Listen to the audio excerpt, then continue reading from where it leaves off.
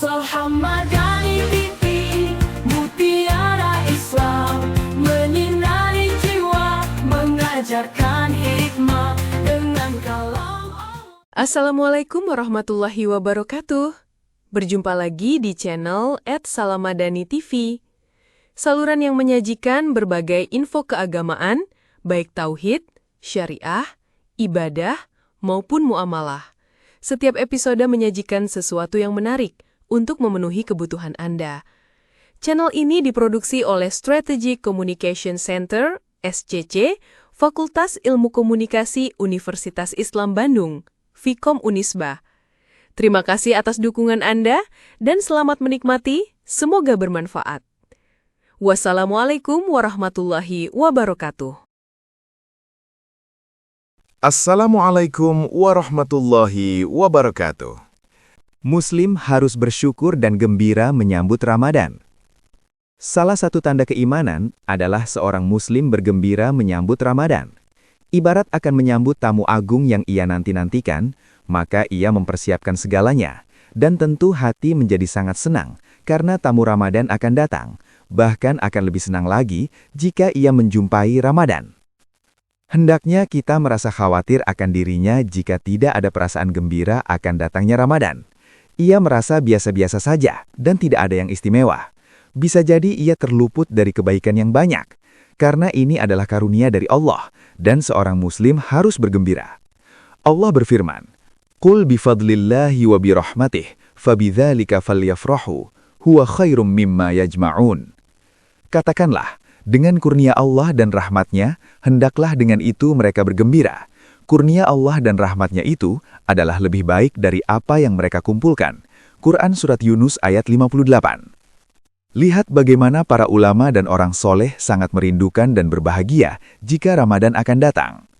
Syekh Ibnu Rajab Al-Hambali berkata, Qala ba'du salaf, kanu yad'una Allaha sittata ashhurin ayyuballighahum syahru Ramadan, thumma yad'una Allaha sittata ashhurin ayyataqabbalahu minhum. Sebagian salaf berkata, dahulu mereka para salaf berdoa kepada Allah selama 6 bulan agar mereka dipertemukan lagi dengan Ramadan. Kemudian mereka juga berdoa selama 6 bulan agar Allah menerima amal-amal soleh di Ramadan yang lalu. Kenapa mesti bergembira menyambut Ramadan? Kegembiraan tersebut adalah karena banyaknya kemuliaan, berkah, dan keutamaan pada bulan Ramadan. Beribadah semakin nikmat dan lezatnya bermunajat kepada Allah SWT. Kabar gembira mengenai datangnya Ramadan sebagaimana dalam hadis berikut. Qad ja'akum Ramadan, syahrun mubarakun, iftaradallahu alaikum siyamahu, tuftahu fihi abwabul jannah, wa tughlaqu fihi abwabul jahim, wa tughallu fihi syayatin, fihi laylatun khairun min alfi syahrin, man hurima khairaha, faqad hurima. Telah datang kepada kalian Ramadan, bulan yang diberkahi. Allah mewajibkan atas kalian berpuasa padanya. Pintu-pintu surga dibuka padanya, pintu-pintu neraka ditutup, setan-setan dibelenggu. Di dalamnya terdapat sebuah malam yang lebih baik dibandingkan 1000 bulan. Siapa yang dihalangi dari kebaikannya, maka sungguh ia terhalangi. Hadis riwayat Ahmad dalam Al-Musnad nomor 891. Ulama menjelaskan bahwa hadis ini menunjukkan kita harus bergembira dengan datangnya Ramadan. Syekh Sholeh Al-Fauzan menjelaskan yang artinya, hadis ini adalah kabar gembira bagi hamba Allah yang soleh dengan datangnya Ramadan, karena Nabi SAW memberi kabar kepada para sahabatnya, radhiyallahu anhum, mengenai datangnya Ramadan. Ini bukan sekedar kabar semata, tetapi maknanya adalah bergembira dengan datangnya momen yang agung. Ibnu Rajab Al-Hambali menjelaskan, Kaifa la yubashshirul mu'min bi fathi abwabil jinan, kaifa la yubashshirul mudhnib bi ghalqi abwabin niran, kaifa la yubashshirul aqil bi waqtin yughallu fihi syayatin, min aina yushbihu hadha zamanu zaman. Bagaimana tidak gembira? Seorang mukmin diberi kabar gembira dengan terbukanya pintu-pintu surga, tertutupnya pintu-pintu neraka. Bagaimana mungkin seorang yang berakal tidak bergembira jika diberi kabar tentang sebuah waktu di dalamnya para setan dibelenggu? Dari sisi manakah ada suatu waktu menyamai waktu ini, Ramadan? Kontroversi tentang hadis dhaif terkait kegembiraan menyambut Ramadan. Ada hadis yang menyebutkan tentang bergembira menyambut Ramadan, akan tetapi hadisnya oleh sebagian ulama dinilai dhaif, bahkan maudhu' atau palsu. Man fariha bidukhuli Ramadan, harramallahu jasadahu 'alan niran. Barang siapa bergembira dengan masuknya bulan Ramadan, maka Allah akan mengharamkan jasadnya masuk neraka. Setelah dimulai dengan perasaan gembira menyambut Ramadan, tahap selanjutnya adalah persiapan menyambut Ramadan agar Ramadan yang kita jalankan bisa maksimal. Bekal yang dipersiapkan menyambut Ramadan. Tinggal menunggu hitungan hari kita akan memasuki bulan penuh barokah, Ramadan Mubarak. Tidak terlambat memang. Sedikitnya paling tidak ada 3 bekal yang semestinya dipersiapkan sebelum memasuki bulan Ramadan yang saya simpulkan dari wejangan para ulama. 3 bekal tersebut adalah: pertama, bekal ilmu.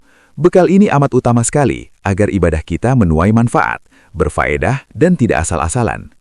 Umar bin Abdul Aziz berkata, "Man abadallaha bighairi ilmin, kana ma yufsidu aktsara mimma yuslihu."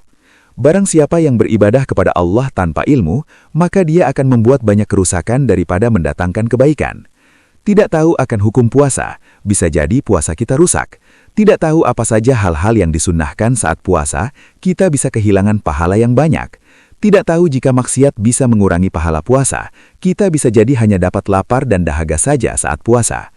Tidak tahu jika zikir bareng-bareng, entah sehabis salat 5 waktu, atau di antara tarawih, atau sehabis witir, itu tidak ada dalilnya. Akhirnya yang didapat hanya rasa capek, karena tidak menuai pahala. Ingatlah, syarat diterimanya ibadah bukan hanya ikhlas. Ibadah bisa diterima jika mengikuti tuntunan Nabi Selam, atau ada dalilnya. Namun demikian masyarakat kita kadang ibadah asal-asalan, asal ngikut, yang penting ikhlas katanya. Padahal ibadah yang dilakukan tidak ada dalil dan tuntunannya. Apa saja yang dikatakan Pak Kiai, pokoknya manut. Kedua, perbanyak taubat. Inilah yang dianjurkan oleh para ulama kita. Sebelum memasuki bulan Ramadan, perbanyaklah taubat dan istighfar. Semoga di bulan Ramadan kita bisa menjadi lebih baik. Aktivitas buruk dan kejelekan dahulu hendaklah kita tinggalkan dan kita ganti dengan kebaikan di bulan Ramadan. Ingatlah bahwa syarat taubat yang dijelaskan oleh para ulama sebagaimana dinukil oleh Ibnu Katsir rahimahullah, yaitu menghindari dosa untuk saat ini, menyesali dosa yang telah lalu, bertekad tidak melakukannya lagi di masa yang akan datang. Lalu jika dosa tersebut berkaitan dengan hak sesama manusia, maka ia harus menyelesaikannya atau mengembalikannya. Lihat tafsir Al-Quran Al-Azim 14 ayat 61. Inilah yang disebut dengan taubat nasuhah, taubat yang tulus dan murni. Moga Allah menerima taubat kita sebelum memasuki waktu barokah di bulan Ramadan, sehingga kita pun akan mudah melaksanakan kebaikan.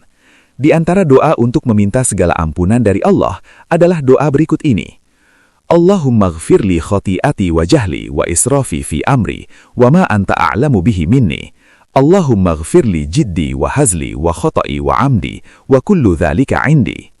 Ya Allah, ampunilah kesalahanku, kejahilanku, sikapku yang melampaui batas dalam urusanku dan segala hal yang Engkau lebih mengetahui hal itu dariku. Ya Allah, ampunilah aku kesalahanku yang kuperbuat tatkala serius maupun saat bercanda, dan ampunilah pula kesalahanku saat aku tidak sengaja maupun sengaja. Ampunilah segala kesalahan yang kulakukan. Hadis riwayat Bukhari nomor 6398 dan riwayat Imam Muslim nomor 2797. Catatan penting yang mesti saya sampaikan. Mungkin selama ini tersebar SMS atau WhatsApp yang bertuliskan maaf-maafan di tengah-tengah kaum muslimin menjelang Ramadan. Ingatlah bahwa meminta maaf itu memang disyariatkan terhadap sesama, apalagi ketika berbuat salah. Betul memang, bentuk taubatnya adalah minta dimaafkan. Namun bukan jadi kelaziman setiap orang harus minta maaf, padahal tidak ada salah apa-apa. Apalagi kelirunya lagi jika hal ini dianggap kurang afdol jika tidak dilakukan menjelang Ramadan. Ketiga, banyak memohon kemudahan dari Allah. Selain dua hal di atas, juga harus kita pahami bahwa untuk mudah melakukan kebaikan di bulan Ramadan, itu semua atas kemudahan dari Allah. Jika kita terus pasrahkan pada diri sendiri, maka ibadah akan menjadi sulit untuk dijalani. Karena diri kita ini sebenarnya begitu lemah. Oleh karena itu, hendaklah kita banyak bergantung dan tawakal kepada Allah Subhanahu wa Ta'ala dalam menjalani ibadah di bulan Ramadan. Dilanjutkan dengan memohon kepada Allah Subhanahu wa Ta'ala agar kita mudah menjalankan berbagai bentuk ibadah, baik sholat malam, ibadah puasa itu sendiri, banyak berderma, menghatamkan atau menyulang hafalan Quran, dan amal kebaikan lainnya. Doa yang bisa kita panjatkan untuk memohon kemudahan dari Allah adalah sebagai berikut. Allahumma la sahla illa ma ja'altahu sahlan wa anta taj'alul hazba idza syi'ta sahlan. Artinya, ya Allah, tidak ada kemudahan kecuali yang Engkau buat mudah, dan Engkau menjadikan kesusahan, kesulitan, jika Engkau kehendaki pasti akan menjadi mudah. Hadis ini diriwayatkan oleh Ibnu Hibban dalam Sahihnya nomor 3255, dikeluarkan juga oleh Ibnu Abi Umar, Ibnu Sunni dalam Amal Yaum wal Lailah. Allahumma inni as'aluka fi'lal khairat wa tarkal munkarat. Ya Allah, aku memohon agar mudah melakukan kebaikan dan meninggalkan kemungkaran. Hadis riwayat Tirmidzi nomor 3333, kualitasnya jadi sahih menurut Syekh Al-Albani. Semoga Allah menjadikan Ramadan kita lebih baik dari sebelumnya. Marilah kita menyambut Ramadan Mubarak dengan sukacita, dibekali ilmu, taubat, dan perbanyak doa kemudahan.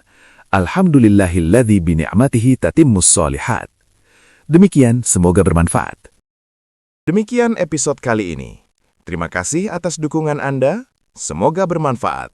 Wassalamualaikum warahmatullahi wabarakatuh.